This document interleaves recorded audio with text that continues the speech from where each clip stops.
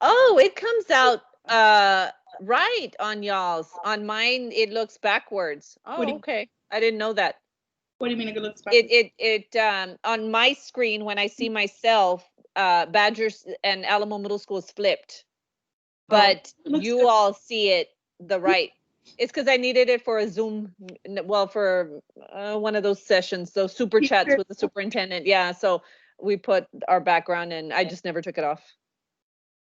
Okay. Oh, I see what you're saying, Miss. So then, like on mine as well, I see it backward, but then you all see it correct. Yeah, yes, correct. I didn't know that.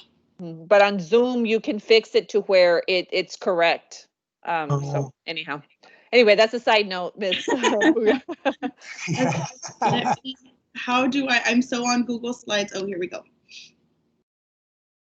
So good afternoon. It is 4 o'clock. I'm going to be doing, or I'm going to be just kind of rolling out the how I have planned to roll out the campus McREL goal. We are going to be needing, obviously I'm assuming we would be doing this during our CLC time, but this is just a plan that I drafted. Following our agenda, I'm not going to have it in front of me just because I do have my PowerPoint, but I did find a way that we can roll it out and so it could be kind of simpler for everybody. So first off, I want to start with the purpose of this meeting. The purpose of this meeting is to review pertinent information regarding our campus McREL goal and to brainstorm how we will implement this standard across the entire school. Mrs. Barza did mention that she wanted us to keep in mind of our electives, our life skills class, and how everyone would be able to be involved in this process and not have it just apply to core contents.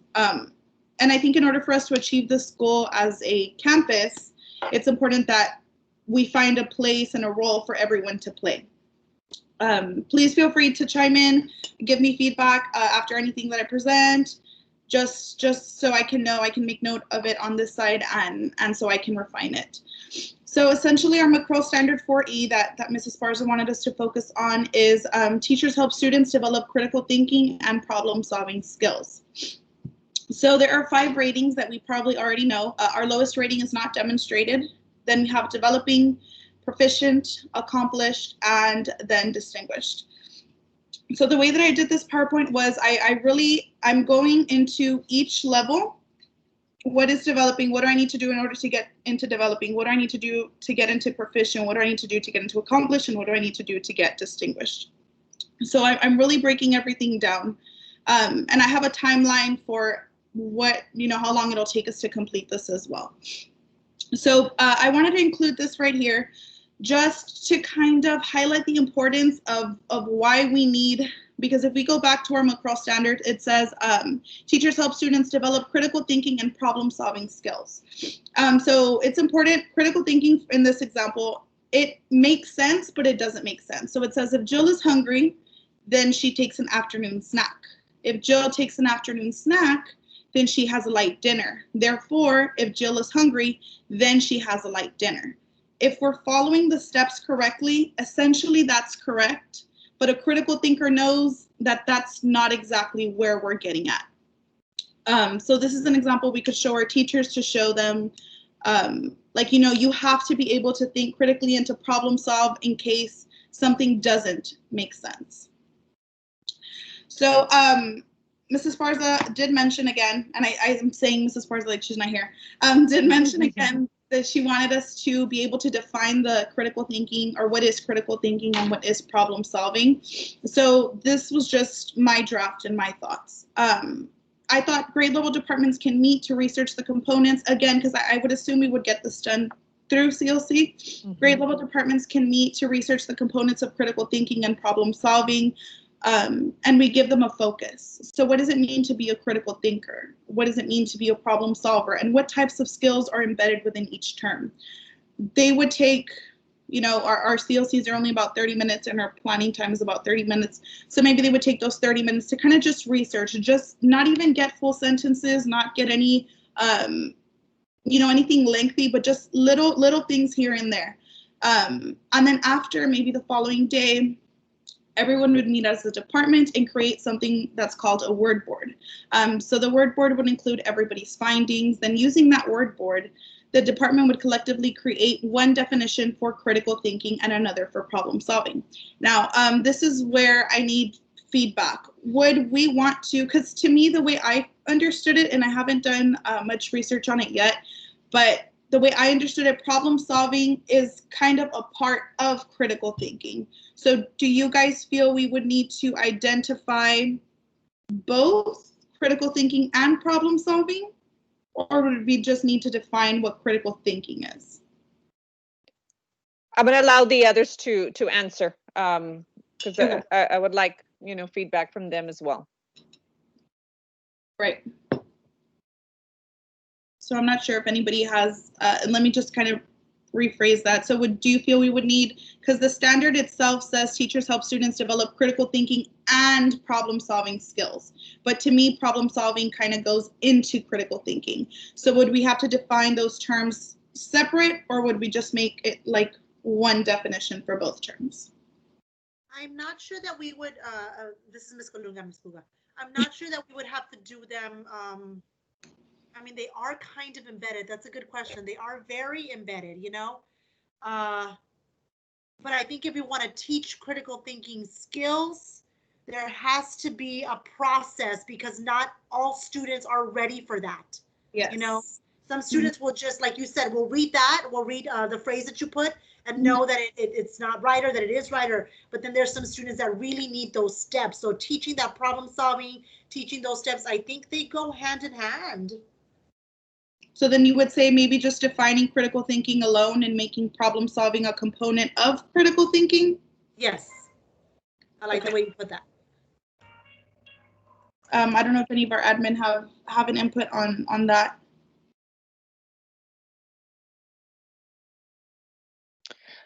McREL I don't think that they would Go be ahead, two Mr. different Ortega. components. I'm sorry, they're actually two different things, and the McREL does define it very well, like with and they separate it, because critical thinking is more intentional, and I'm looking up, I'm okay, let's look it up, and it says reflective way of looking at things or the circumstances, and then problem solving focuses on a specific situation.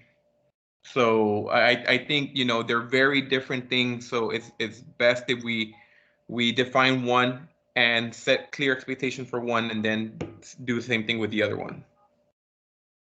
Okay. I don't know if you wanted to chime in, Mrs. Spars. I know you're waiting for feedback from others first. I'm sure you're going to go into it. McREL, I know, has the 8 components that in order we hit, and I don't want to steal your thunder, Ms. Puga. But one of the things that is going to come into play is what is that going to look like, in the classroom, and so that's important. But we can continue to develop this. Let me hang up on this. I'm so sorry. You're okay. Yeah, so I will go into those 8 components also, and I'll explain something that I noticed while I was looking at what it meant to be developing, proficient and all that stuff. So then after we do that, each department would create their own definition, and we can do one of 2 things. We can either create a forms for every CLC department, so there would be an ELA form, a science form, anything like that with the definitions. And we could send out the survey to everyone as far as defining what critical thinking and problem solving skills are, because right now I'm thinking of having them separated. And then obviously the majority vote would be the definition that we would follow, and that would be like our consistency. So, or we could do option B. We can highlight similarities between every definition created in CLC. Again, one for science, one for English, and the rest of the contents, and make one definition per component, meaning one definition for critical thinking and one definition for problem solving, or still highlighting the similarities between every definition created by departments, admin in collaboration with our CLFs and our department heads and some other extra people that are vital to our team, create 3 options and then have teachers vote on that option. The reason that I wanted to have options for this is, one, because I would like your feedback, But two, I think that if we want teachers to reach this goal, they have to be a part of the process of creating this goal. So that was my thinking doing this. And we don't have to decide on this now. But those were just two options I had. I don't know if anybody has any comments as far as that. Okay, so was somebody gonna talk? I can't see the teams stuff. So moving on into our first actual level, which is the lowest one, developing. This is like directly from the from McREL. So developing says understands the importance of developing students' critical thinking and problem solving skills. So in order for us to get a developing level or to rate developing, we have to understand the importance of developing students' critical thinking and problem solving skills. So I thought maybe while we do CLCs or when we do CLCs, we would go into each level in depth, and you'll see it'll make more sense in a little bit. So this is something we would ask the teachers. Speaking in general terms, why is it important for students to develop critical thinking and problem solving skills? Just in general, right? So some answers we might get might be for situational and social awareness, to be a well-rounded individual who offers solutions. And these answers actually come from Mr. Garza and Mr. Pulga. Because I met with them and I was like, I need you. And then Mr. Garza also said, just for students to be able to struggle less, right? So then after we ask them in general terms, you know, why is it important? Because we need to make sure that the teachers understand the importance in order for them to rate developing. We would have to ask them, focusing on the content you teach, why is it important for students to develop critical thinking and problem solving skills in your content? So for me specifically, it's important for them to develop critical thinking and problem solving skills because the STAR test is full of inferencing questions and you cannot successfully inference if you are unable to problem solve or think critically, right? So at this point, after asking these teachers these two questions and having them research, they would now see the importance of actually embedding strategies that are going to help students' critical thinking and problem solving skills. So I'm assuming this would, not assuming, but I would like this to be maybe one CLC session where we could ask these teachers the two questions, get their answers, and that way they're able to list why it's important. So there they have their purpose. I don't know if anybody has any comments as far as that. I really like that, Ms. Puga, you know, and even thinking about, I know last year for ELA, we did a CLC where it was kind of like a graffiti thing, or that the poster board where everybody was in fours and put their ideas and then switched, something like that. I can see that being done, like combined. So then, yes, thank you very much. So then heading into the proficient, oh, I'm sorry, go ahead. No. Good. You're good. Okay. Going on to proficient, again, this is straight from McREL, demonstrates knowledge of processes needed to support students in acquiring critical thinking skills and problem solving skills. So again, I'm highlighting the verbs and what it is we need to be able to do. So in this one, we had to understand the importance. But here we have to actually demonstrate knowledge. And I started asking myself, and I asked Mr. Garza and I asked Mr. Pulga, how can we demonstrate knowledge? And once you reach the proficiency level, you not only need to demonstrate your knowledge, but you also have to go back into your developing and understand the importance. So it's something that would work hand in hand. And they suggested adopting a flowchart as a campus and implementing it in class. So I have two examples.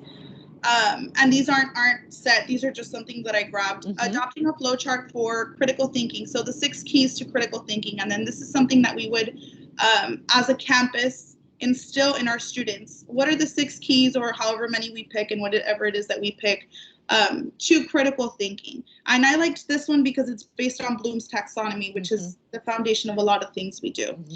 And then the problem solving skills, assuming that we do them separate, like Mr. Ortega had mentioned, 5 steps to solving a problem. We must first identify the problem, then generate ideas, evaluate them, decide on a solution, try it, and then reflect.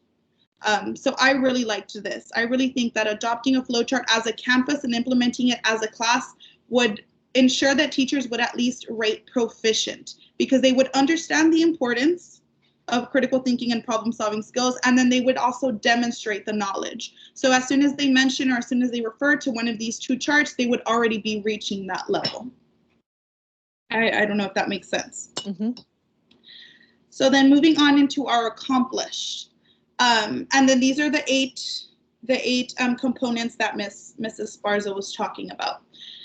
So this one actually, again, it goes back to the students. So now you don't only need to understand the importance, you don't only need to demonstrate the knowledge through a flow chart or whatever else we choose to do, but you also have to know how to teach these 8 components. And you cannot teach these 8 components without knowing what each component would look like and sound like in your classroom. So these 8 components, once you start actually going into them, that's when you start heading into accomplished or rating accomplished. Because if you understand the importance and demonstrate the knowledge, you're still not at accomplished because you are unable to teach the 8 components. Mm-hmm. So in CLC, we can, with the help of Ms. Kalunga, obviously, we can go through one of these, each one individually, and ask them, okay, in science, what would it look like for students to think creatively and critically? Well, they would do this with the molecules and the atoms. I don't know science, but they would do all that, right? And then what would that sound like? And then whatever it is that teachers list for each component as far as what it would look like and what it would sound like in their classroom is what they should strive to embody and try to instill in those students and make sure that this is happening daily. And it becomes a routine for them. And again, providing them with that consistency for them to know, okay, well, I'm teaching you what it means to think creatively and critically, and these are some stems that you can use to ensure that you're doing that. And because it is 8 components, and they're not lengthy components, but I mean, there's 8 of them that we need to make sure we're doing. And I'm sure Mrs. Sparza would like this to be done daily. It is imperative that we explain to the students and share with the students what it is that we would want them to do in their classroom. I don't know if anybody has comments or concerns as far as this one, because 8 to me sounds like a lot. I really like it, Ms. Puga, because I think that when teachers, you said this is something they have to be doing daily in class. Mm-hmm. If they know what it looks like, if they know what it sounds like, then they should be planning like that. Mm-hmm. And when they plan like that, they're able to present it like that in class and have that expectation for the students in class. Right. Definitely so. Let me add here that as a campus, when we looked at summatives, and I had the pleasure to be able to do the summatives with our teachers, we had very few that I could say hit all 8 components in a consistent way. We had the majority of our teachers that hit the proficient level. You know, they demonstrate it. You know, they have that understanding and they demonstrate it. And some of them had some checks in the accomplished. But we didn't have the majority. We had a very small number in the single digits that were able to hit all 8 components, and that we know hit all 8 components consistently because we can track their data with that. Okay, with STAR, with benchmarks, and you know, so there's a direct correlation to those. And so if our students are needing to make sure that there's critical thinking and problem solving, then it's evident that we need to make sure that we're defining that in what we do in our daily practices. So yes, this is very good, Ms. Puga. You're going in the steps that it would need to make sense in a teacher's mind to see what it looks like, and that they be vested in it. And the I think the elective that in general, the class that or the department that I'm really worried about is electives. I foresee presenting this to the elective teachers and them being like, yes, okay, right? Or like, how does that pertain to me? But if we're able to break it down for them, an example, Candace's case, think creatively and critically, how can she measure that her students are thinking creatively and critically? Well, offer them, you know, the floor for them to do a piece by themselves using whatever it is that you taught them. And I think that if we outline it and we really do go through them individually and jot down what it looks like and sounds like in the classroom, it'll be easier for her to see the purpose in implementing it in her classroom. Or even in band, why would the students need to develop and test innovative ideas? I mean, I don't have an answer for that in as far as band, but I'm sure Mr. Murray would, come up with something. And as I was talking to Mr. Pua and Mr. Garza, he started saying that synthesizing knowledge, drawing conclusions sounded a lot like the hypothesis. What is it called? Like The flow chart? scientific method. Yes,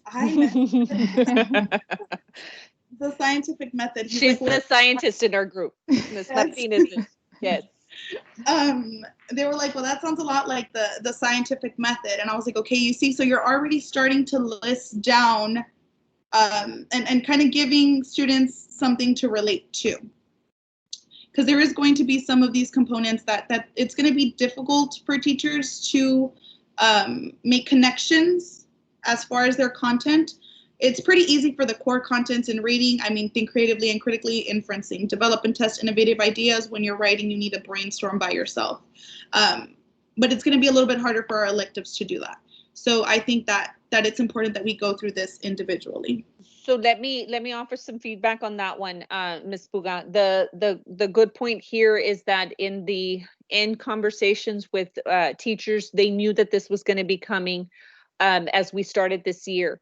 And so in having those conversations with our elective teachers, they already started to think of what they would need to be doing, because our football players need to be able to draw conclusions quickly. Yes. On the football field when they're on the basketball court. Our band students, so they were already kind of thinking and formalizing what is that going to look like. The other group that we needed to make sure that we're going to work specifically with them are our life skills teachers, because because they're responsible for those skills as well in their classrooms, but we're going to define it a little bit different. So you're already thinking about that, and so that's going to be the driving force when this plan is presented. Yes, and I was thinking about that a lot because, again, I could see it in my classroom. I know exactly what it is, but yes, it's difficult, especially on the spot too. So maybe I was thinking for as far as accomplished, to make sure that we hit these 8 components. yes, Maybe we can generalize kind of like a checklist for teachers that they must embed daily. Maybe embedding the first 4 components in your entry ticket and then embedding the last 4 in your exit ticket or during class, anything like that. I think just listing alone is very beneficial for teachers, because I know I can't remember anything. I have to write it in order for me to retain that information. yes. And Ms. Colunga brought up a valid point that when you start to define these things, it's going to be that the intentionality is there with the teacher planning, and it's going to be that planning piece that's going to be what moves this, in the classroom.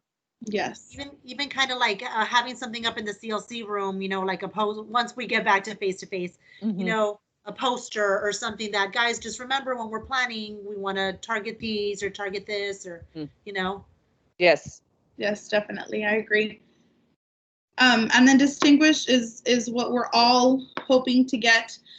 So if you notice, and this is something I really want to touch base on, going back, developing says understand the importance of developing students' critical thinking and problem solving skills. So this is with the students, right? Proficient, demonstrating knowledge of processes needed to support students, again. And then heading off into accomplished, it says it one more time, teaches students the processes needed to, and then our 8 components.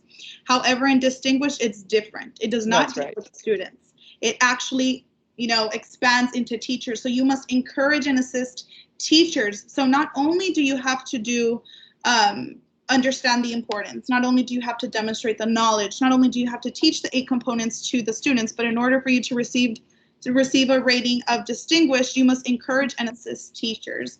So this is my favorite one, obviously, right? I want to be at the top all the time. So in order to receive a distinguished rating in the standard, teachers must include their colleagues in their successes. This highlights the importance of working together.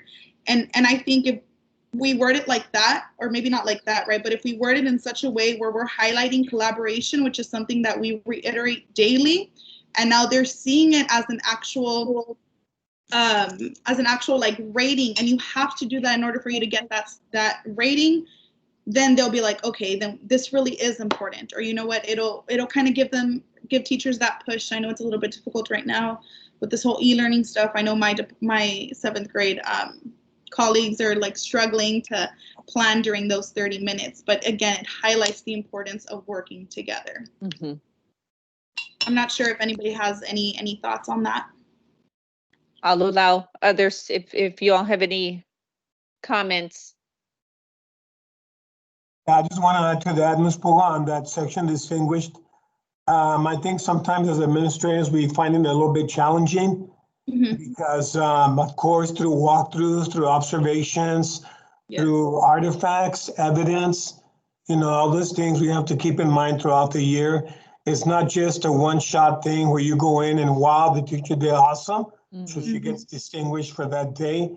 She might be distinguished on that day, but has there been something that has been consistent since day throughout the year? Like I said, through the observations, through walkthroughs, through, right now we're virtual, through all those things that we have to be able to collect all that data and evidence to be able to compile that information, and through the pre and post conferences, and having those conversations with the teacher as well, and talking about what is it that's going to get them that rating, that distinguished rating versus accomplished or versus proficient, for that certain standard.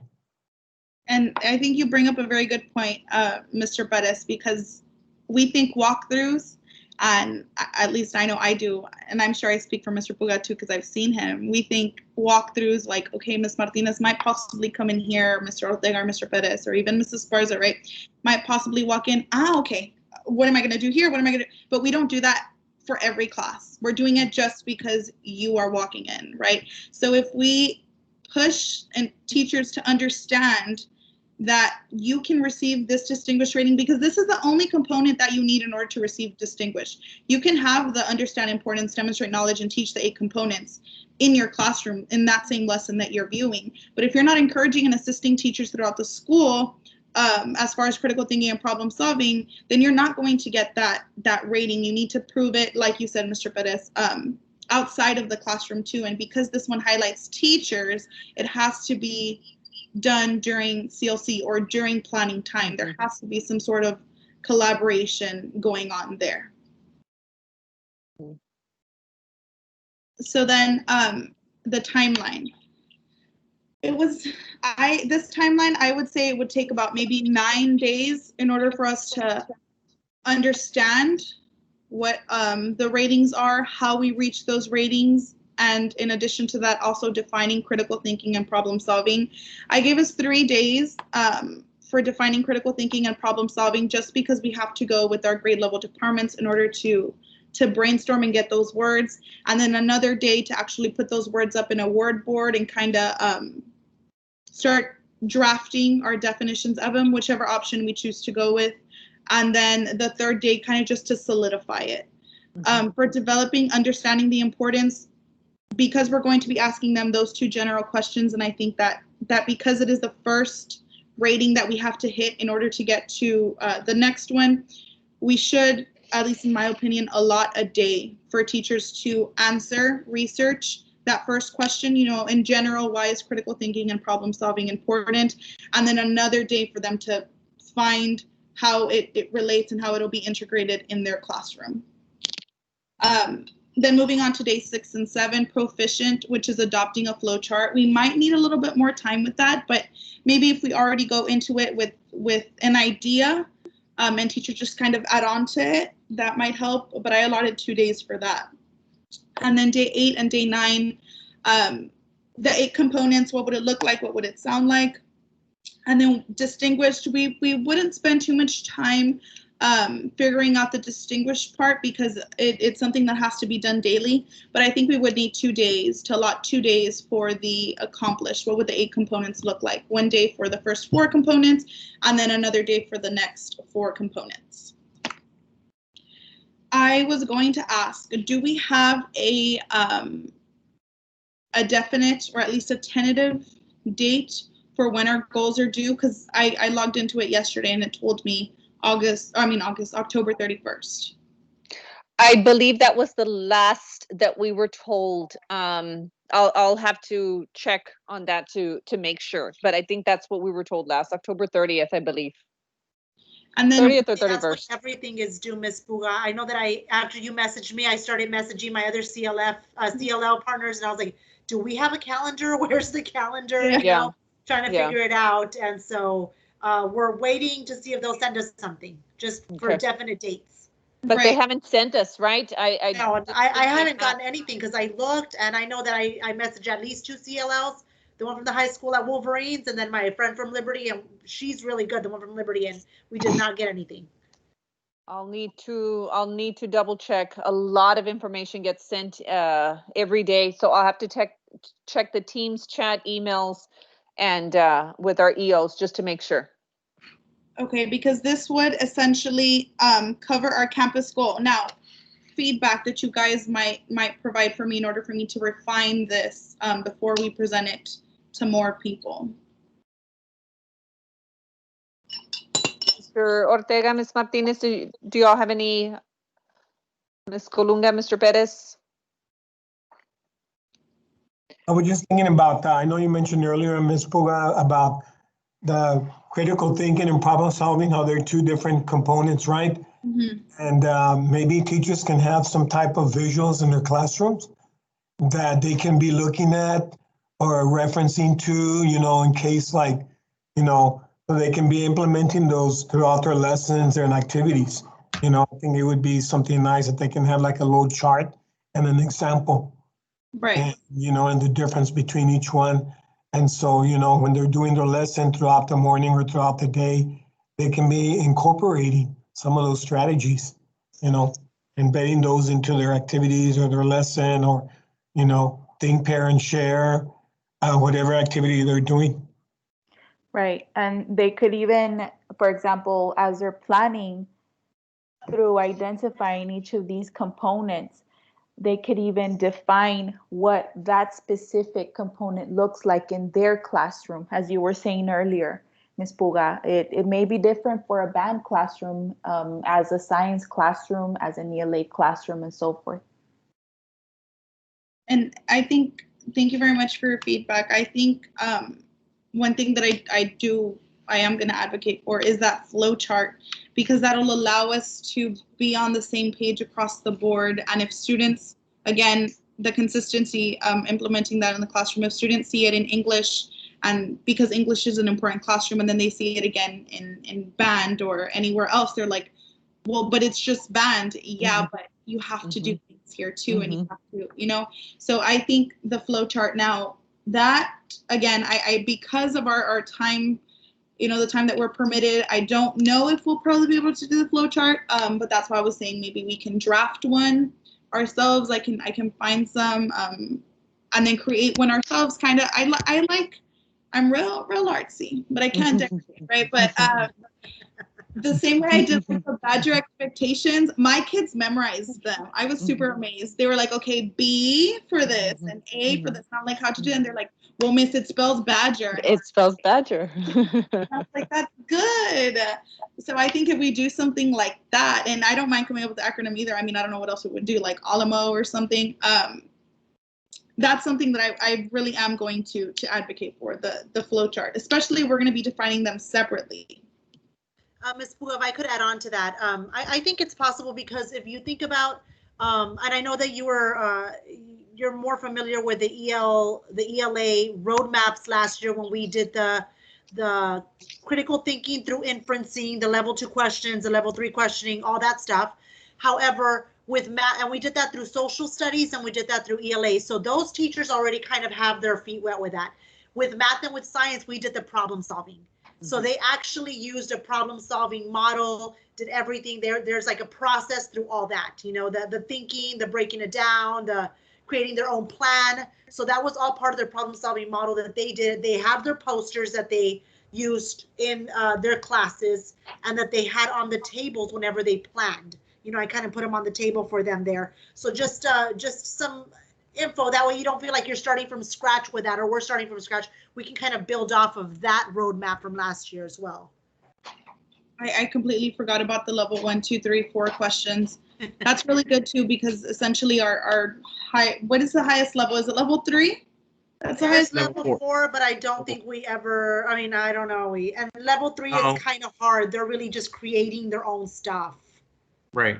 You know, or it's like intense critical thinking, intense inference, like higher level inferencing, not basic inferencing. Yeah. And I think I'm thinking about our special populations, our ELs, and I was an EL, so I remember what my teachers, they used to like put me in little table. I was like, ¿Y por qué no puedo estar con ellos? I was like, over here. I'd be like, Miss Bujano, like, you didn't do this, right? But I remember what sticks with me is, and I know I shared this with you, Miss Colunga, I was supposed to exit the program in first grade or second grade, and they gave me the word island to read. And of course, I said island, and I just remember my teacher go like this. Most kids. Yes. Most kids do that. Mhm. Yeah. And I remember reading island, and I remember her go like this, and she just told me, "Okay, you're gonna take the test again, okay?" And I was like, "Oh, girl, I already took it." So I think that if we can help our EL students as far as that, I'm not going to say dumb it down, but to simplify it, what it would look like for them, and to provide them with stems that they can use in the classroom to show us that they understand those 8 components and all that stuff. I think that would really help them, because I had a lot of help. I had a lot of help, and I was so blessed to have a lot of help, but it's tough now with this whole e-learning thing. And maybe it could tie into your project, Mrs. Colunga, like focusing on our ELs and our special populations. As far as special ed, I feel like I can get with Mr. Watts, because Mr. Watts got moved to my classroom, so he's my inclusion teacher. Yeah, and he's kind of like, this is so different from math, and I'm like, yeah, dude, it's reading. And he's starting to figure out things himself that he does with the special ed group, and he's like, we're going over inferencing a lot because it's embedded everywhere. And he said that when he provides them with sentence stems, or he provides them with like what it is that they're looking for, that they're more likely to find it. So he said that the basic comprehension questions, he will put it next to the paragraph in order for students to be able to reference or to understand, you know, like, okay, question 1 is next to paragraph 3, so my answer must be, I'm sorry, my son. So my answer must be in paragraph 3. And yeah, I'm thinking we can do a lot of that. Is there any final thoughts, questions, concerns? No, just that I agree with, I think that they can go hand in hand. One of the reasons that we decided to do problem solving model with math and science was because of our ELs, you know, and wanting them to get to that next level, knowing that they're equally intelligent. Some of our ELs are more, you know, just up there. But even just that language barrier, not understanding what they were being asked, but once you explained it to them, okay, yes, I got it. You know what I mean? Or they knew, or in science, that vocabulary for the science Spanish test in 5th grade was way more advanced than the English one, you know? So it has nothing to do with level of intelligence. It was just that comprehension. So I guess that's where I saw the connection between the problem solving and the critical thinking was once we, once they follow those steps, they're able to, I guess, it's just like a little cushion for them. You know what I mean? Like a little cushion. So yes, I think it'll work. I mean, those two can go hand in hand and work really well together. And again, I understand the time frame right now is not ideal. So while we roll out this lesson, because assuming it'll be done October 31st, right? Hopefully we get an extension, because I know teachers are going to be super overwhelmed. I don't want this to be additional work for them, which is why I think it's important that we identify the purpose first and how it'll look in their classroom, or why they should even want to implement this in their classroom. So that would probably be step 1 for me. As far as rolling this out, we would still have this is the campus goal, and we would still have to roll out our individual goals and our department goals, right? Your department goal and then your individual goal, yes. And then on top of that, we would need to still do other CLC stuff, our PDs, yes. right? Okay. But the good, and if I can offer some feedback on this, the fact that you've identified, you going through this process, you got some insight, and you got to see the difference between an accomplished and a distinguished rating. You got to see the level of what what that means to go to that next one. And not all teachers understand that, that part. So it's taking it, a lot of those components at the distinguished level through McREL, it's taking it beyond your classroom. It's taking it beyond the consistency of what happens in your classroom out, and how are you helping your grade level. So, and the campus at large. The good thing is that when we had these conversations, these one-to-one conversations, our teachers had a very good conversation over it, feeling that there was some framing of thinking, and that this was going to help drive some of the scores that they have in the classrooms, And so you as a teacher working alongside them and helping them define these, what is this going to look like? It ties back to the appraisal system, and then it ties back to what the student performance is in the classroom. So you just working through this process on your own gave you a lot more insight probably than what you got last year. It takes us going through things, seeing it several times for it to be able to really cement in our minds, So working alongside Ms. Colunga and the rest of the administrators is going to be very helpful in how this process gets rolled out, So I'm excited, for both of your projects. And I think that a lot of great things is going to happen for the campus, based on this. So if I were to say on these things, I think that insight, the timeline, there is some good time there for you to work through and plan out. One of the things that you might want to consider is that build on what has been worked on since last year, right? We don't think we should have to reinvent the wheel, right? But also explore some others, some other models that you might be able to touch on that. Something as like you pulled on Bloom's taxonomy. You might want to even look at the 5E model. What does that have, to do? And it's several school districts use the 5E model. And so, and I'm not saying to use that one, but I'm saying, kind of see what's out there and what our experts define as critical thinking and problem solving. And then what is that going to look like for Alamo Middle School? I would also add that maybe taking a look at the walkthrough form, the one that we currently have, and because we do more walkthroughs than we do McREL, then that way, we can define also as administrators what that in fact looks like in the classroom and what feedback we can give to teachers so that they can grow from that. Good point.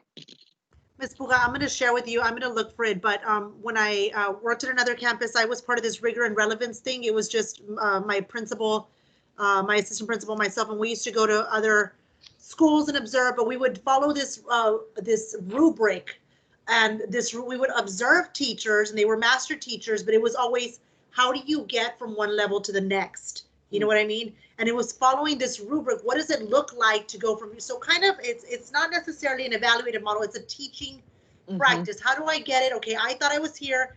What would I need to do to get to this next step? So, just, but I'm going to look for it. It's a really good, it's called the rigor and relevance. I can't remember the program, but I'll look for that rubric. And it's just something else when teachers plan, how they can plan to the next level. And I would actually use it when I was going to get observed, because I think, okay, I'm here, but how do I get myself here, so that my lesson is better and the kids are being challenged. Right. So ideally, considering everything that we already know, when would we like to start to roll this out? Do we have because I know we have a lot of stuff that we have to go through. So I think what we can do as a follow-up is get the calendar. Let me see if I can get that for you. And that way we can then plan it out. Kind of like when we met this morning and we talked about the CIP and how we were going to roll that out by dates. We can do that, as well. And we can have a follow-up meeting with that. Let me see if they've gotten anything. Like I said, there's so many different channels of information, and that way I can see that it is going to be on that date. When I went in there and I was signing the performance pay, that's the date that was on the team system. That doesn't say that it's, set in stone, but I'll get back with you on that one if we can do that follow-up. Okay, and then for my next observation, I'm still drafting that, but I would need like a overview of how our teachers scored at Alamo Middle School in this component. How would I get that, or who would I contact? Me, I think I'm the only one, right, Ms. Martinez? From what you've known in the past, right? Or I have to get that from Brian Sanchez? Because I don't think I can generate a report. I'd have to check on I don't Teams. think so either, because last time, remember, we were looking into that. Yes. And the Texi people provided you the report Mhm. You remember when in we the went conference. to this Yeah, conference? the conference. Yeah. Mhm. Yeah. They gave us that report, like how many Mhm. areas for each standard, Let me Have make myself a note. So I can check.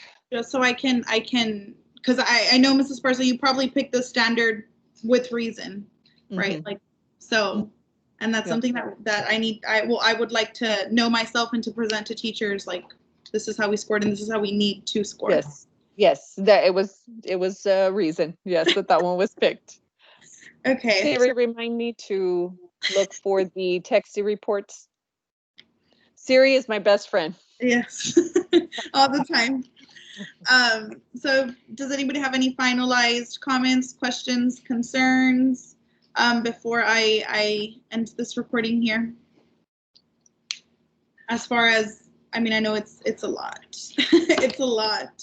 And it would be better if we were able to roll this out in person, but unfortunately, has to be done online, unless we roll it later. Yeah, one little comment, Ms. Brewer, I was just thinking from the top of my head is that when you're talking about the evaluation rubric, the standard, I was thinking that maybe, you can talk about each component like developing, proficient, accomplished, and distinguished, and then pose a question on the teachers. How would you rate yourself? Where do you think you're at? That. Where do you think you're at? Would you rate yourself as developing, proficient, accomplished, distinguished, and why? Well, why would you rate yourself? Why would you give yourself that rating? Give an example, and just to get a feel of where they're at and what they're thinking. Is that, remind me, because I don't remember. I know we have to do like a self-assessment, right? Self-assessment. Yeah, Yes. kind of like Is that. that part of it? Yes. Self-assessment. It's kind of asked like that. You're self-assessing. Yeah. But I think what Mr. Bettis is asking right now is that based off of what they know, like what are they thinking at this point, Yes. And then after that, then once they start working on this component or this standard, then they start seeing what it really looks like and what it should be. And they might have been thinking, well, man, I rated myself as distinguished, but am I really doing that all the time? Or I rated myself as proficient, but I'm really doing this. I'm accomplished, or just to get their minds going and thinking. Okay. Thank you very much for that. I will definitely take that into consideration. Very good point, Mr. Bettis. Very good point, Mr. Bettis. And I think if we isolate it, it'll be more, they'll understand why we're asking. Perfect. Thank you so much for your time. I know we had a very busy day, a very long day, but I really do appreciate everyone being here, and I appreciate your feedback, and thank you so much for just taking time out of your day to listen to this presentation, to listen to me, even though I talk a lot all the time. So thank you very much. Have a wonderful day. Thank you. Of course. Great. Thank you so Ms. much. Puga.